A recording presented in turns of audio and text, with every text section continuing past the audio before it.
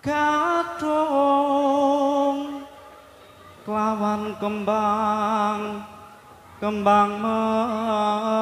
menur pangestu arum pindha lakma sukmayotan pupu sing tupa kang memba Bathara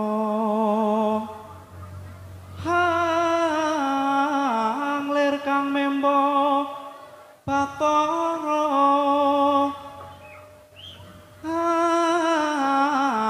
tan samar pamore sukma sinutmaya pinakya mringah sepi senimpen telengi kalbu pambukaning warana tarlin saking layap liep ing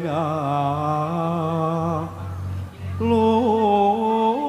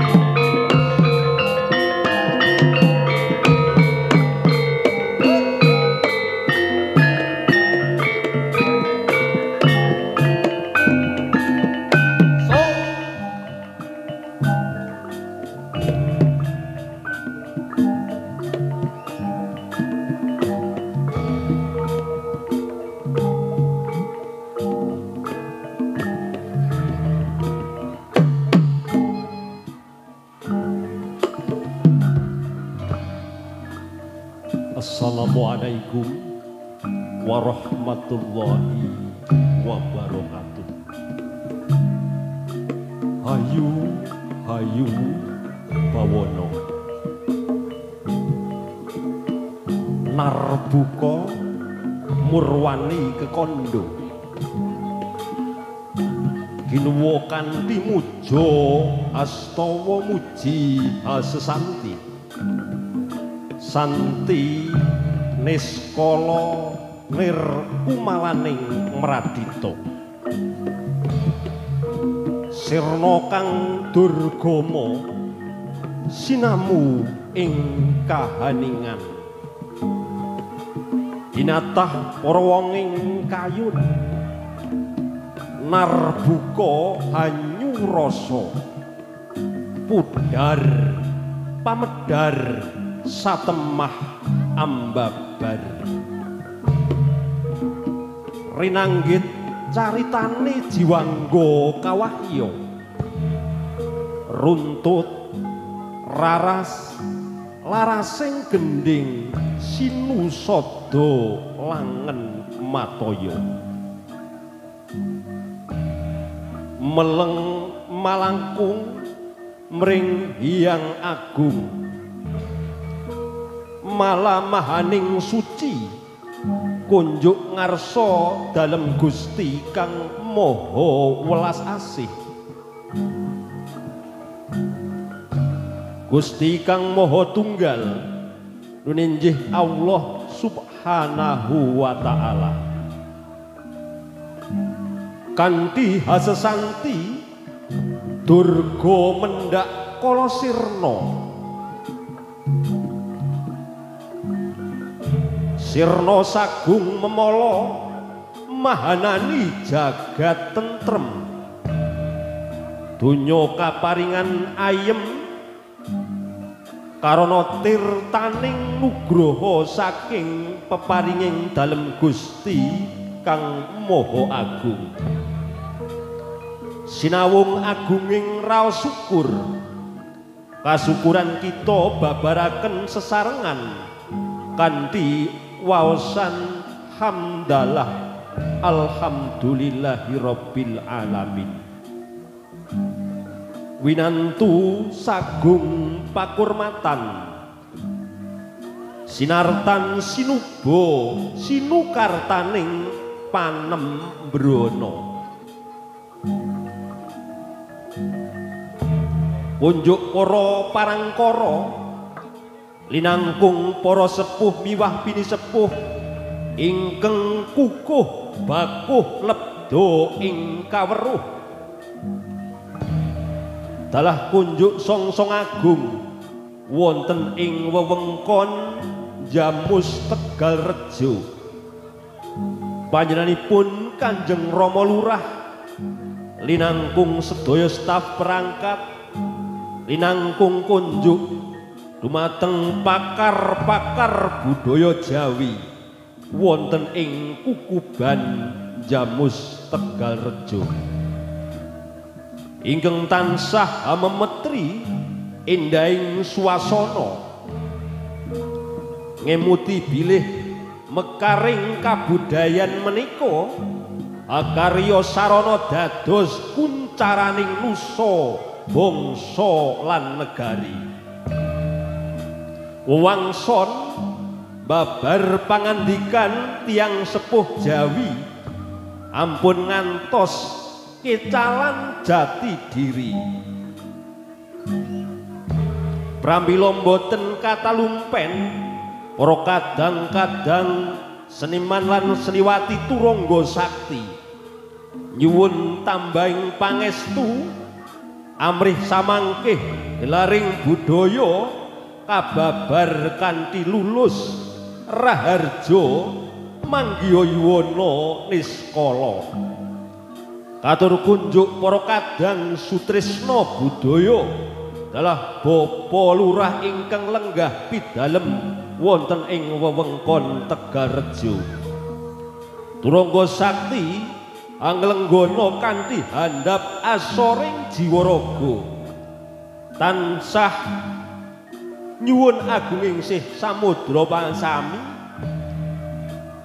sedaya sanak kadang turangga sati tasih wonten tataraning pasinaon pramila samangkih wontena dungkap tansah hangadah agunging samudra pangasami turangga sakti sampun samekta ing gati siyaga ing diri arsa ambabar wiwara suka pepanggihan wonten ing wekdal dalu punika andi asesanti cakra angkara winangun sudira marjaning westi muara kasuk kawasta jero wedawuni suradira jaya ningrat lebur dening pangastuti salam budaya turangga sakti.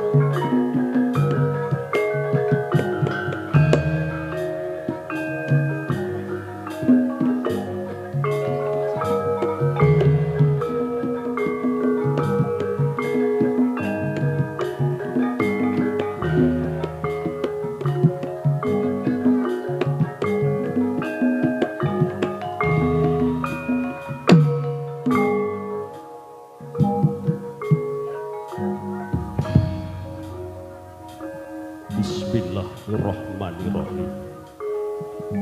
Niat ingsun amate ajian segoro geni dijabahi marang Gusti anggadai geni amarga ingsun anyekseni sira kang kasebut ratuning geni, sira kang kasebut segoro geni, sira kang kasebut jagat geni, ratunira ratuning geni, jagat nira jagat geni, segoro nira segoro geni. Yahu ya Allah, Yahu ya Allah, Yahu ya Allah.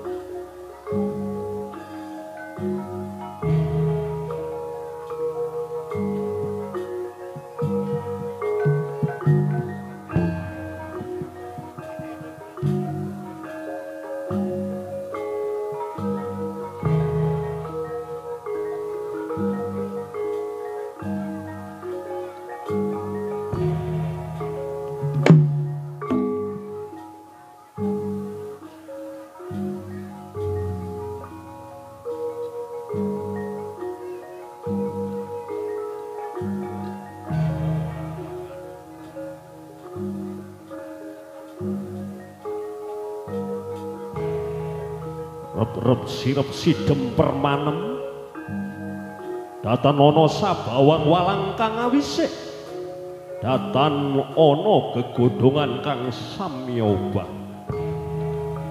nenggih risang popo patrapaning madyaning pagelaran agung sigra singgah sauku tunggal plek kaya wong mati ngadeg nutupi babahan hawa sanga amata aji panca indriya nyuwun kanugraning Gusti ingkang Maha Agung kanthi acecawis rupaning sesaji amrih kalis ing rubeda rahayu rahayu wilujeng ing sambikala.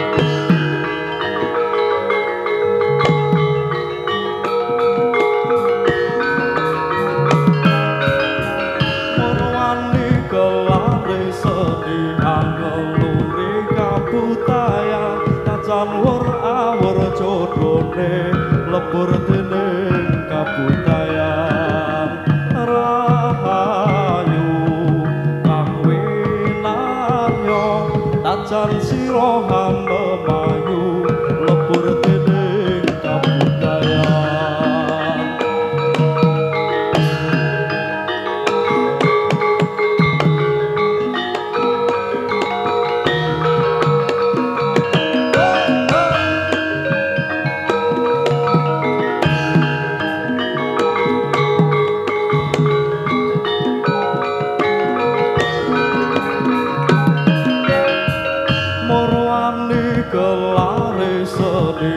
ngeluri kabutayan tacan wur awur jodone lebur dening kabutayan rahayu kang winarya tacan sira hamemayu lebur dening kabutayan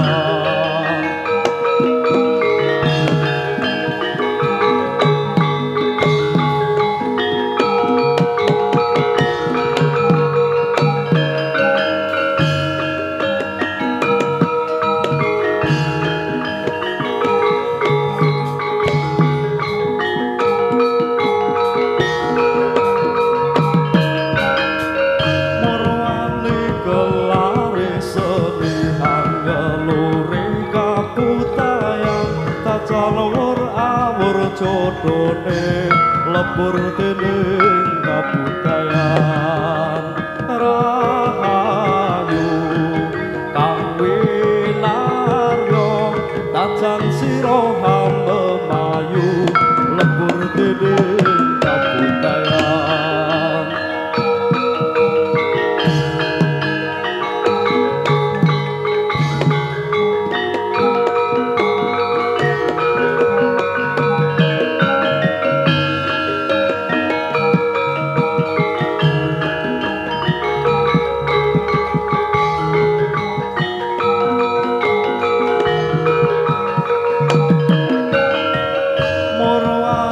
kelare seni ngeluri kabutayan tajan wur awur jodone lebur yo kowe diri samento ing rati ambyak tujuan ning sono wongso winarya tajan sira hamemayu lebur dening kabutayan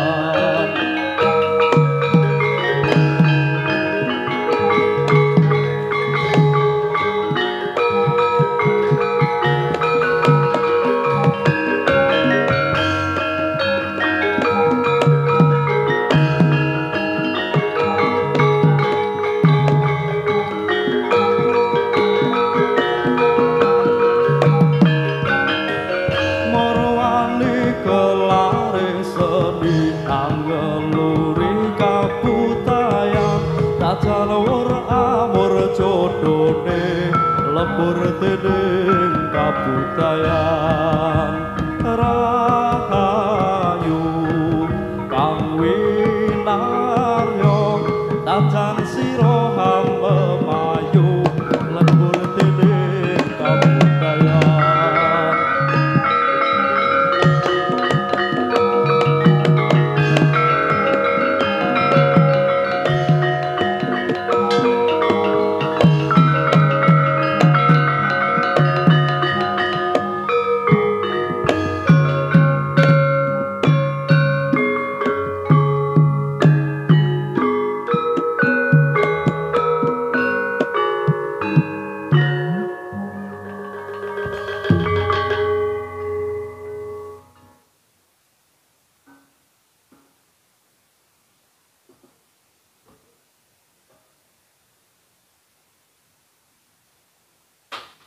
Salam budaya Turonggo Sage.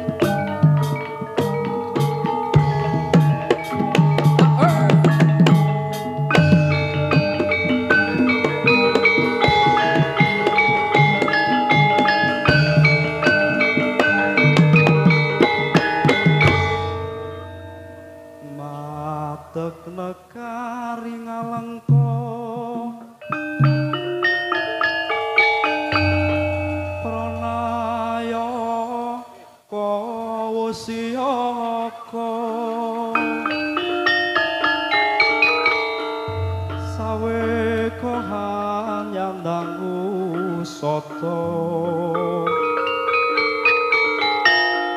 tanggap sang Prabu Rahwana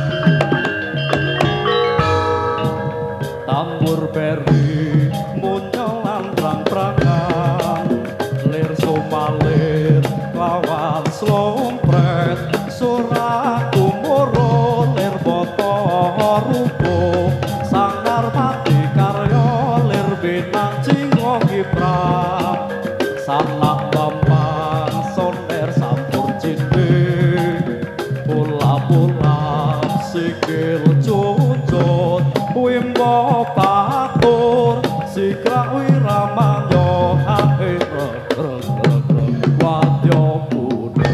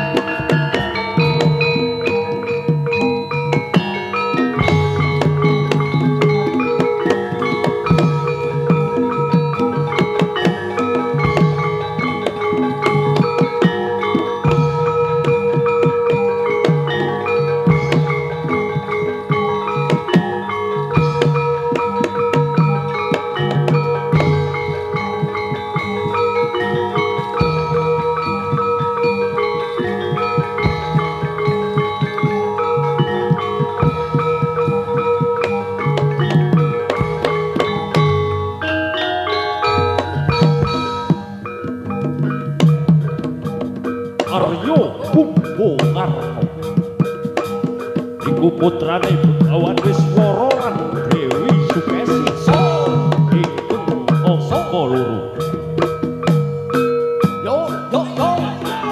sedulure ana telu yaiku Dasamuka utawi Rahwana Sarpakenaka lan Arya Wibisana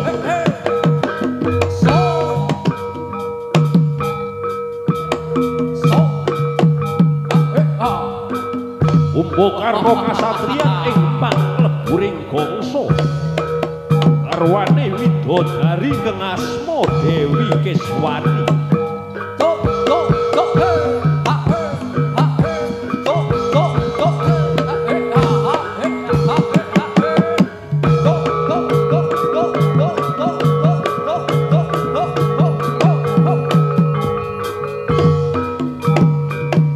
Kumbakarna lan Dewi Keswani duweni putra loro yaiku Kumba lan Aswani Kumba.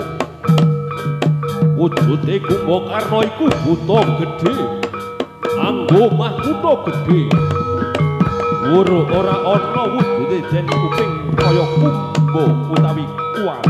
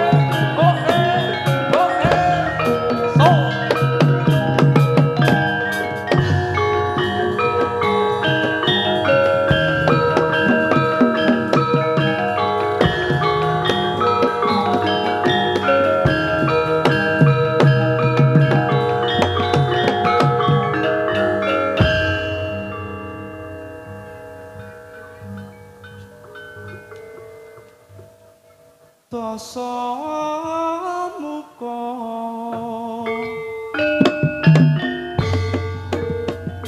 hayo Nalika basa muka mertampa ing Gunung Wokarno. yuta Bung Karno ora keri sajrone mertampa.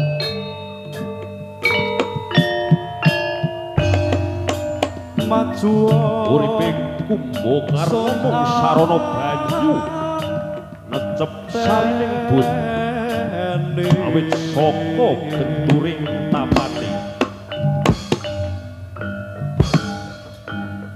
mangsa Bung Karno karawuhan Bathara Guru. Bung Karno keparingan darbe panyuwun lan panyuwune bakal dipun ijabahi. Satemene para dewa kang nderek tindake Bathara Guru padha ora nyarujuki.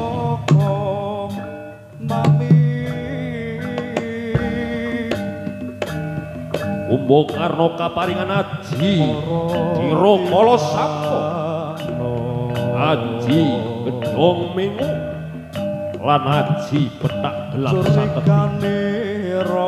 Bayane aji Cikra Sukta yen wis kawaten jalari Bung Karno bisa turu abadi atusan taun.